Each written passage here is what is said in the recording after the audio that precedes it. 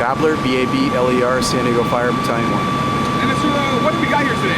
Sure, at 8:30, we actually got the first 911 call from our air traffic control here. The tower saw smoke and flames coming from an outbuilding.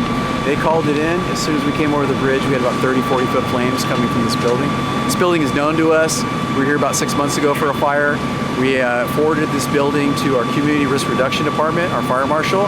They fenced it in, they boarded it up. We knew about this building. We knew that people seek shelter here for cold weather and rain. We also know that kids come here, play, vandalize the building, and that was well documented both by the San Diego Police Department and the Harbor PD. And we're here in West Liberty Station area, real close to the airport, the end of the runway, and close to the bayfront. So with that being said, when we first got here, we had extreme fire conditions. Crews made an interior push for a few minutes, do a search.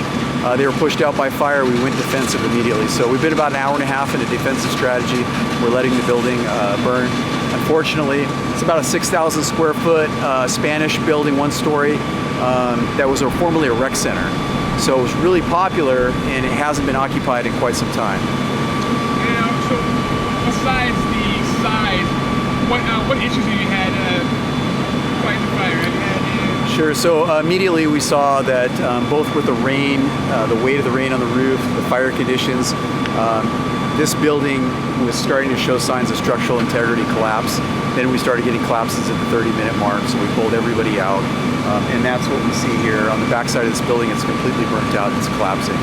So we'll be here all night into tomorrow, and we've already made all the notifications to get cleanup crews and demolition crews in here. And this is a 3-alarm response, correct? This was a 2-alarm response. I called for 2 additional pieces of equipment. Over 100 firefighters are here right now.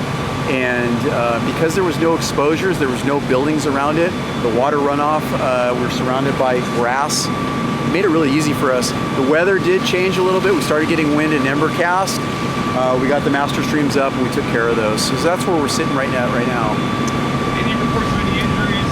Unfortunately, I don't have that information yet because we weren't able to search the entire building, and that's what I'm worried about right now. We were only able to search about 30% of the building.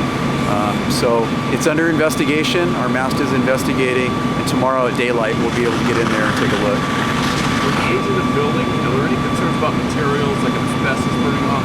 That's always one of our concerns. We did set up a fire decon to wash all of our equipment, and as far as air monitoring right now, it's not posing a risk. We've got good airflow and movement of the smoke for the neighboring residents that are north and northeast of the fire.